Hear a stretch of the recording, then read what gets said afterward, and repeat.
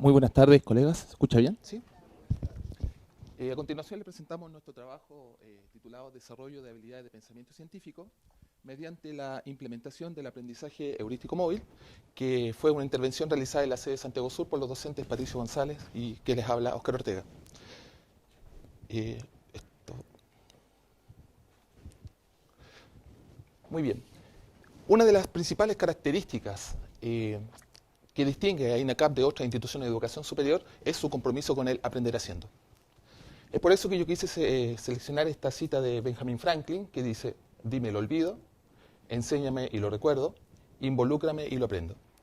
Y efectivamente, involucrar a nuestros estudiantes en su proceso de aprendizaje no es algo sencillo. Y no solamente se basa en la transmisión de conocimientos, sino que también de habilidades y actitudes. Y en línea con lo que acabo de decir, nosotros sabemos que INACAP se ha comprometido con las denominadas competencias sello. Las competencias sello están definidas como todas aquellas habilidades genéricas para el desarrollo integral de los estudiantes, los cuales se van desarrollando durante toda la carrera. Y entre ellas, las principales que se caracterizan son dominio de la especialidad, compromiso, capacidad emprendedora y autogestión. Desde el punto de vista de las ciencias, una manera de abordar las competencias sello es a través de las denominadas habilidades de pensamiento científico, conocidas como HPC. Las habilidades de pensamiento científico han sido definidas por Chamizo como todas aquellas habilidades que se desarrollan a partir de la resolución de problemas, dentro de las cuales se destacan la capacidad de observación y plantear preguntas, la planificación y la capacidad de conducir una investigación, el procesamiento y análisis de la evidencia, y así como también la capacidad de evaluar y comunicar los resultados. Una manera de desarrollar las habilidades de pensamiento científico es a través del denominado método heurístico, el cual fue definido por Branford y Stein como aquel método que utiliza reglas empíricas para encontrar la solución de problemas. Dicho en forma simple, el método heurístico corresponde al aprendizaje por descubrimiento, el cual se caracteriza por el desarrollo de las habilidades a partir de la aplicación de los conceptos que el estudiante va aprendiendo. Y esto también tiene una serie de pasos. Comienza con la identificación del problema, es decir, cuando el estudiante tiene un conflicto cognitivo. Y ese conflicto cognitivo es desarrollado en una segunda etapa mediante la definición y la presentación de un problema. Es decir, cuando el estudiante, ¿verdad?, escribe un problema de investigación. Después vienen las estrategias viables, explorar estrategias viables, es decir, cuando el estudiante, ¿verdad?, genera una hipótesis y luego la pone a prueba a partir de un experimento. Y con eso avanzan las estrategias. A continuación proviene encontrar la solución y evaluación, es decir, cuando el estudiante saca las conclusiones y a través de eso resuelve el problema. El compromiso nuestro fue desarrollar el método heurístico a través de los denominados experimentos caseros. En los experimentos caseros, nosotros a nuestros estudiantes le presentamos un conflicto cognitivo y él lo debe desarrollar a partir de la resolución de un problema. Y para esto, nosotros hacemos uso de un instrumento que se llama el diagrama heurístico. El diagrama heurístico proviene de la V de Gowin, en la cual tiene dos columnas principales. Son todos los conceptos, lo cual está asociado al pensar, como todo lo metodológico que está relacionado al hacer. Por lo tanto, este es un instrumento que también está basado en el aprender haciendo. Cuando un estudiante tiene un conflicto cognitivo, no se ve ahí, un conflicto cognitivo, ¿verdad?, genera una pregunta de investigación. En la parte inferior escribe los hechos, es decir, una hipótesis. Y para eso debe desarrollar un procedimiento experimental, en la cual está en la parte derecha inferior. Y para eso obtiene datos. Y los datos los debe procesar a través de tablas, gráficos, etc. A partir de ella obtiene resultados. En la parte izquierda tenemos las aplicaciones, es decir, donde el estudiante ha visto su conflicto cognitivo. En la parte del lenguaje, el estudiante coloca los conceptos y los define. Y en la parte superior están los modelos, es decir, todas las teorías, las leyes y los modelos que están asociados a su pregunta de investigación. Y con eso ya puede construir una respuesta. Sin embargo, nosotros quisimos innovar mediante el método de la heurística móvil. ¿Qué significa la heurística móvil? Es el aprendizaje heurístico mediado por los dispositivos móviles, en donde nosotros le enviamos a los estudiantes un conflicto cognitivo a través de un software, le llega a sus estudiantes en sus dispositivos móviles y ellos lo responden, el cual es posteriormente evaluado a través de una rúbrica. Es por eso que nosotros nos hemos propuesto el objetivo general de evaluar el aprendizaje heurístico mediante el desarrollo de experimentos caseros que estimulen las habilidades de pensamiento científico para las asignaturas de química, física y matemática. Y para eso nos planteamos 3 objetivos específicos, que son la implementación del aprendizaje heurístico, en la cual se le hace una inducción al estudiante, el desarrollo de experimentos caseros y finalmente la evaluación de la intervención metodológica a través de una evaluación que es cualitativa y cuantitativa que se le aplica a Patricio González.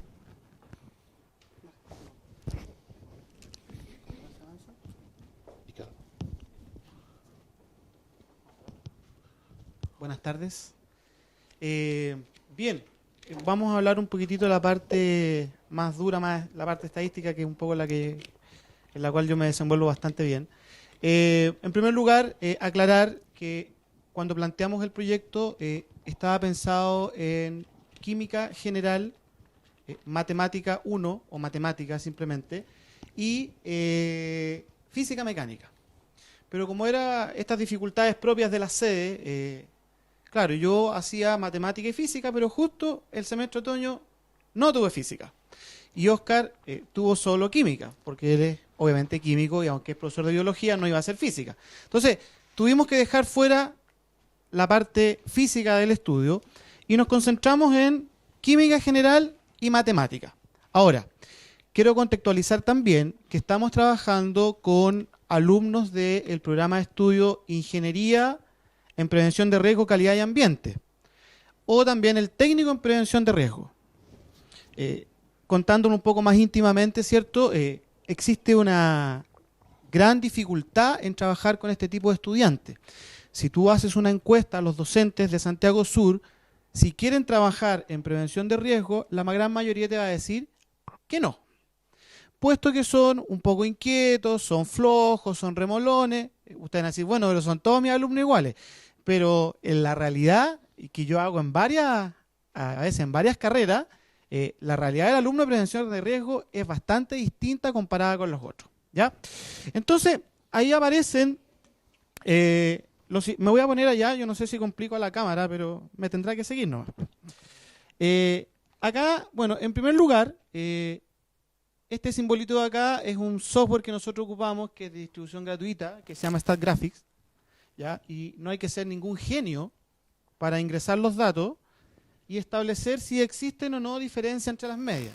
O sea, no hay que ser experto ni estadístico para trabajar con este software. Entonces, la hipótesis que nosotros planteamos, la hipótesis nula, ¿cierto?, es que las dos medias eran iguales y obviamente la hipótesis alternativa en que las medias son distintas. Y por lo tanto acá no le pusimos nombre a las secciones, sino que las denominamos con letra para mantener la confidencialidad de la información, ¿cierto? Y ahí aparece lo siguiente, aparece heurístico, heurístico, heurístico, heurístico asistido y control. Lo bueno de este proyecto, aparte de los resultados que fueron bastante buenos, es que todas esas secciones las tenía Oscar, que es el que hacía química. Por lo tanto, él era el profesor que estaba realizando la intervención con el método y sin el método. Por lo tanto, la variable profesor podríamos decir que estaba absolutamente controlada. Ahora, si ustedes ven acá, en la cuarta fila, hablamos de un heurístico asistido. ¿Por qué le llamamos a este grupo heurístico asistido? Porque resulta que, como les comentaba nuestra particularidad de alumnos, resulta que los alumnos de una de las secciones de prevención no hizo la pega como correspondía. No presentaron su B de Bowen llena y por lo tanto ahí Oscar tuvo que asistir un poco más a los alumnos y por eso se llamó heurístico asistido. Entonces, si ustedes ven, acá tenemos los porcentajes de aprobación y los promedios. Ahora ustedes me van a decir, bueno, y seguramente Nicolás me va a preguntar, bueno, pero claramente se ve que hay mejorías respecto del promedio y de los porcentajes de aprobación respecto del control con todos los heurísticos. Sin embargo, y para ser claro, se observaron diferencias significativas solamente en dos grupos, en el Y y en el Z. ¿Ah? En esos grupos hay diferencias significativas. la cuestión es muy simple. También se trabaja con intervalos de confianza, ¿cierto? A un 95%. Y se construyen intervalos con estas medias y si efectivamente el 0 está entre el intervalo, quiere decir que no hay diferencia significativa. ¿Ah? Y si no está el 0 en el intervalo, quiere decir que hay diferencias significativas. Por lo tanto, tenemos diferencias significativas en 2 de las 4 secciones intervenidas, estadísticamente significativas, pero si uno va al dato ya un poquito más simple, se observa mejoría claramente en todas las secciones respecto al grupo de control, tanto en porcentaje de aprobación como en el promedio. Bien, nos saltamos la evaluación 2 y saltamos a la evaluación número 3, tanto de química general como de matemática. Ahora, si ustedes se dan cuenta en química, el grupo de control, o sea, el que no estaba sometido a la intervención, le fue bastante mejor que a todos los grupos intervenidos. Ya les voy a explicar por qué pasó eso. Sin embargo, en matemática, sí se trabajó con 2 secciones, una de control y la otra intervenida, y como tiene un asterisco y es exactamente lo mismo, hay diferencias significativas en el promedio de matemática en el grupo control y en el donde se aplicó el método heurístico. Ahora, en el caso de química se aplicaron 3 experiencias caseras para realizar esta metodología y en el caso de matemática puntualmente costó más. Yo era el docente de matemática. Entonces, pensar en actividades donde los alumnos pudieran hacer algo práctico de matemática costó mucho al principio. O sea, Oscar me decía, tranquilo, ya va a llegar, ya te vas a iluminar, ya vas a pensar en una actividad, hasta que se me ocurrió la actividad. Les voy a comentar brevemente porque creo que todavía nos queda. Nicolás, ¿cómo voy de tiempo? ¿Bien? Ya. La actividad fue la siguiente. Nuestra sede de Santiago Sur tiene 6 pisos contando el zócalo. Entonces lo que se les planteó a los alumnos era que ellos tenían que cambiar la cerámica completa de un piso con la alternativa más económica posible.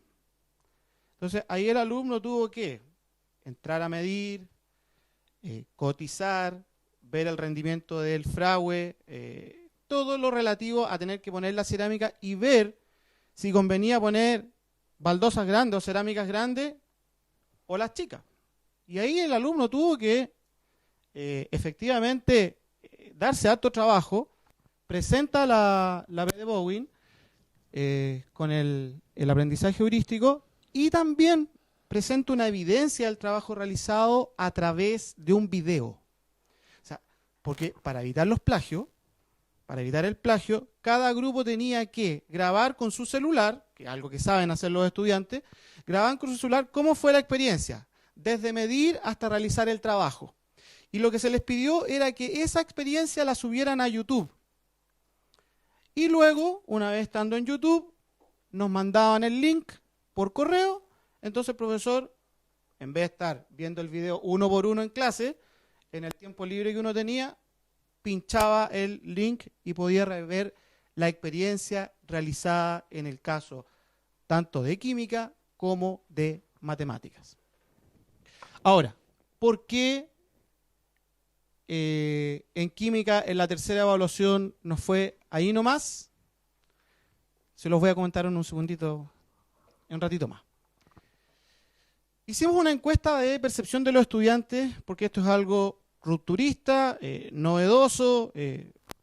Por ejemplo, uno de los experimentos que me llamó más la atención que hizo Oscar era que tenían que determinar la temperatura del cero absoluto, que equivale a menos 273 y fracción grados Celsius. ¿Cómo hago eso en forma casera?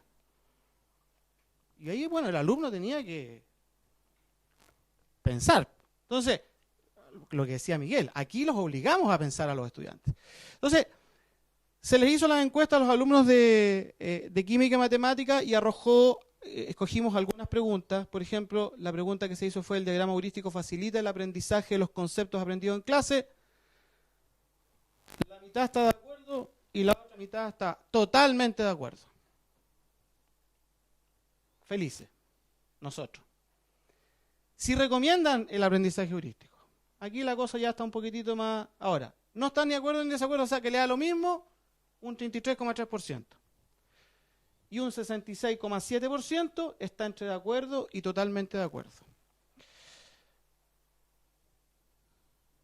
Entonces, las conclusiones a las que nosotros llegamos.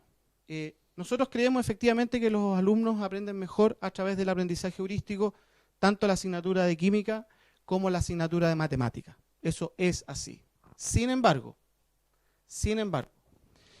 cuando tú aplicas aprendizaje heurístico en procesos que van muy seguidos uno con otro, el aprendizaje heurístico en ese intervalo de tiempo sufre un desgaste. Es decir, el alumno ya al realizar la tercera experiencia en química, en el caso de la B de Bowen, ya probablemente estaba hasta aquí con la experiencia del aprendizaje heurístico. Por lo tanto, los resultados no son inmediatos.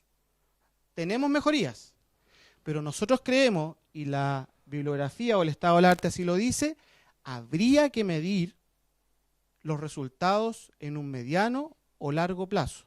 Es decir, estos alumnos que se tomaron en química general o en matemática, ¿cómo se desenvolverían en química orgánica, que está 3 semestres después? ¿Cómo se van a desenvolver en cálculo? ¿Cómo se van a desenvolver en química ambiental? ¿Cómo va a ser el desarrollo de ellos en asignaturas un poco más duras como evaluación de proyectos u otra? Tendríamos que hacer un seguimiento de esos estudiantes para ver si efectivamente el haber introducido el aprendizaje heurístico tiene los efectos a largo plazo que dice la bibliografía que sí existen. Pero por un tema de tiempo, ¿cierto? Lamentablemente nosotros no podemos hablar más allá de lo que vimos este semestre. Y esta es la presentación que teníamos presentado con mi compañero y amigo Oscar. Les damos muchas gracias por habernos escuchado.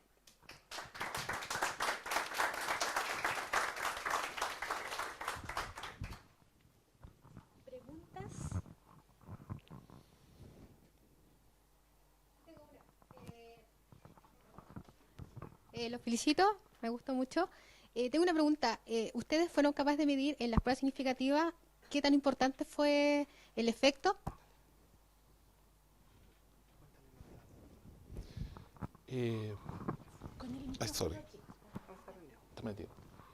Medir, digamos, cuantitativamente el efecto del aprendizaje heurístico versus el control.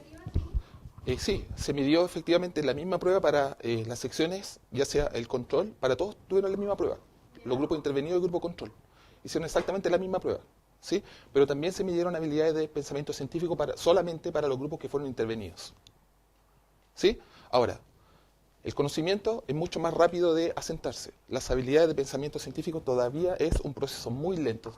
Debería digamos, seguirse evaluando las habilidades de pensamiento científico porque cuesta mucho. Cuesta mucho al estudiante que, por ejemplo, levante una hipótesis, que escriba correctamente una pregunta de investigación, que planifique un experimento, ¿sí? ¿Por qué? Porque ellos encuentran, por ejemplo, muchos experimentos en la red y creen que van a resolver un problema con los experimentos que están en la red, pero lo tienen que modificar, ¿sí? Por ejemplo, en el ejemplo que planteó Patricio, ¿sí? Que lo hicimos en química, ¿cómo medían ellos el ser absoluto? Mediante mucha retroalimentación con ellos, conversación y discusión, ellos llegaron a la conclusión que lo podían hacer a través de un globo, ¿sí? Un globo, ellos por ejemplo lo iban enfriando dentro de un refrigerador, iban tomando la temperatura. Tum, tum, tum. Entonces ellos tuvieron bastantes puntos, hicieron una recta y cuando ellos tiraron la recta al eje, llegaron a temperaturas cercanas a los menos 240 grados que fueron los más cercanos, lo cual fue espectacular.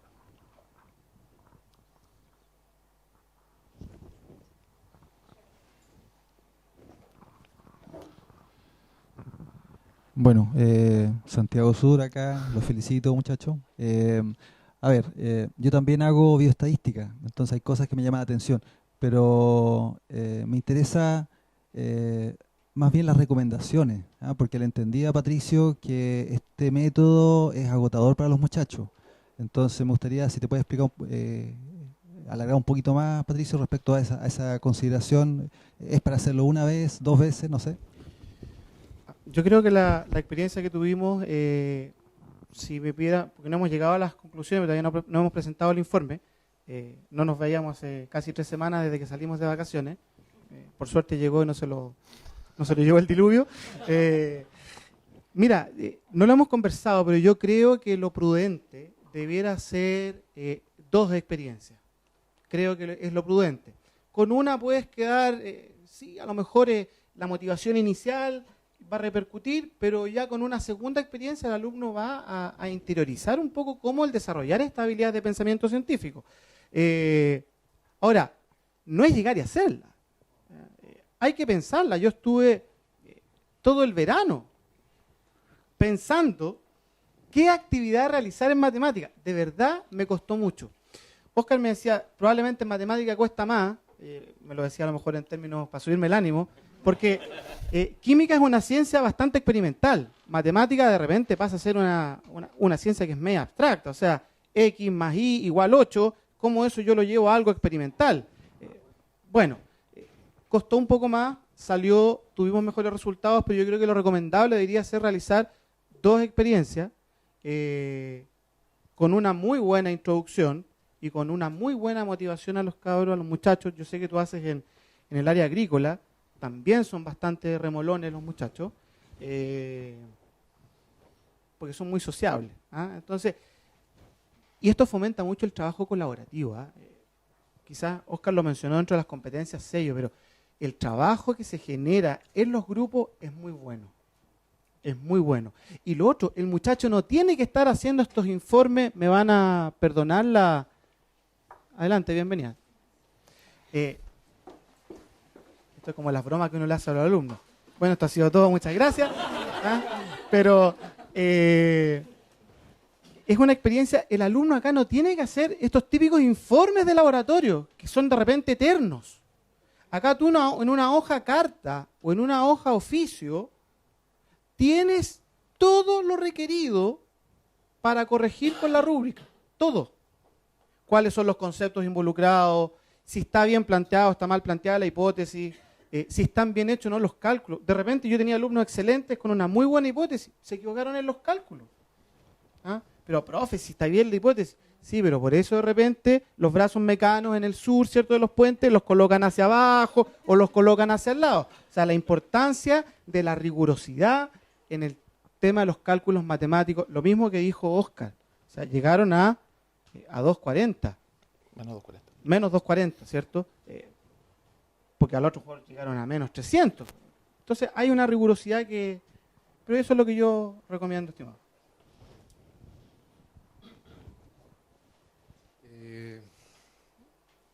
Patricio, Óscar, bueno, felicitaciones por el trabajo. Como dijo acá el profesor Raimundo, sí, Santiago Sur. No es que nos hayamos puesto de acuerdo, que coincidimos acá claro, nos tomamos la sala, así que y también yo los conozco a ellos y lo mismo que dije anteriormente, también ellos son docentes bien motivados y bien participativos de estos proyectos. Me quedo dando vuelta una cosa, sobre todo dentro de la presentación que ustedes colocaron acá, el tema de esos heurísticos asistidos. Yo estaba revisando el documento que está acá impreso, que aparece en el libro, y se habla dentro del método que hay una clase inicial que se explica, se expone, supongo que esto te refirió a los alumnos, se explica lo que es el método, o sea, reciben una instrucción necesaria, dice acá.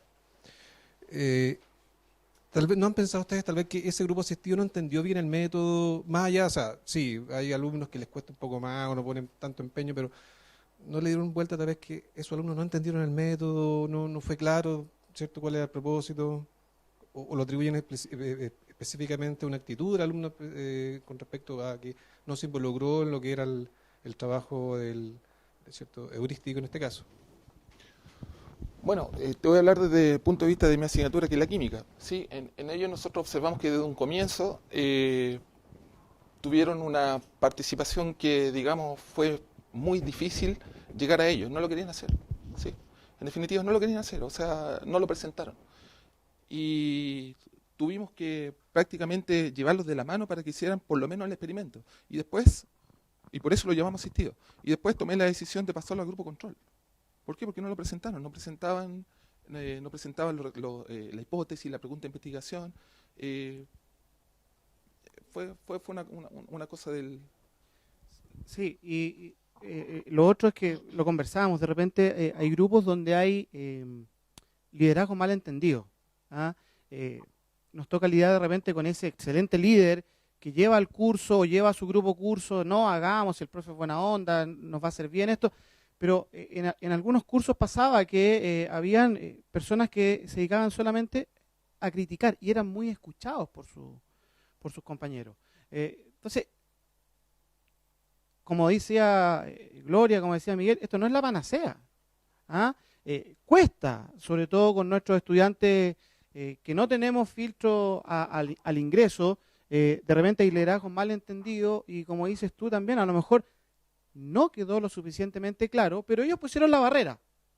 No lo quiero hacer, no me interesa, y no lo hicieron nomás. Entonces, mejor, para no contaminar el trabajo y la experiencia, se decidió llevarlo a grupo de control, pero igual decían, oye, pero lo hicimos con el profe Ortega, ¿por qué lo estamos haciendo ustedes también ahora?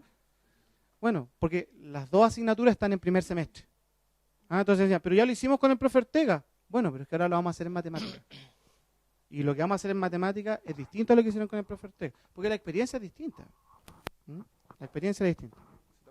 Que quería agregar. Muchos alumnos están acostumbrados a que todo el proceso, ¿verdad? Incluso un laboratorio, que ellos tengan una pauta. ¿Sí? Entonces ellos decían, ¿pero qué hacemos? ¿Cómo lo hacemos? ¿Pero por qué no hacemos una clase positiva? Y una de las preguntas que me llamó la atención también, que aparece después de que muchos contestaron ya la encuesta, prefieren la clase positiva, ¿sí? Y ojalá dictada, ¿sí? Versus comprometerse con su aprendizaje. No es algo trivial, no es algo que... Y ese grupo estuvo hasta el final. Acá. Después dejamos una última pregunta para que hagamos el cierre y hagamos la entrega de los diplomas de la mañana. Perfecto. Bueno, buenas tardes. Soy Jaime González de la sede de Concepción Talcahuano. Y mi pregunta es la siguiente. ¿Cómo tú convencerías a un colega tuyo que aplique esta metodología? ¿Cuáles serían las palabras mágicas para provocar una motivación intrínseca, dado que tú nos has contado que has utilizado todo tus vacaciones o tiempo extra? Gracias. A ver, la verdad que es difícil. Yo siempre he dicho, la motivación es intrínseca, la motivación es propia. Yo soy un apasionado por la docencia. Creo que incluso en estas páginas de docentes donde aparecen las experiencias de cada profe, fui uno de los primeros que apareció y yo dije algo que ahora, el otro día lo leí y me hizo mucho sentido, que es que yo quiero dejar una huella en la sociedad. Entonces, para mí el tema de la docencia no es más que, mi vocación. Yo soy ingeniero forestal, pero yo siempre quise ser profe. Yo lo que le puedo transmitir a mis colegas es decirles, ¿sabes qué? A la larga, esto genera crecimiento en el estudiante, crecimiento para uno. Si uno también tiene que pensar. O sea, porque para mí es re fácil explicarle al alumno cómo se saca el rendimiento o cómo sacar un área. Pero ¿cómo lo hace el alumno en la parte práctica? Entonces, la ganancia que te deja no es medible, no es cuantificable en función del esfuerzo que uno hace. Yo te diría que la única manera que yo podría comunicar es que si yo logro que un alumno más apruebe en función de la estadística que uno tiene, ya con eso yo estoy pagado. Pero es difícil porque es más pega. O sea, es más pega, claro, a nosotros nos ganamos el FDD2 y nos pagaban una plata adicional por esto, pero este semestre que no nos ganamos ningún FD2, que salieron los resultados ayer, lo vamos a seguir aplicando porque creemos en el método.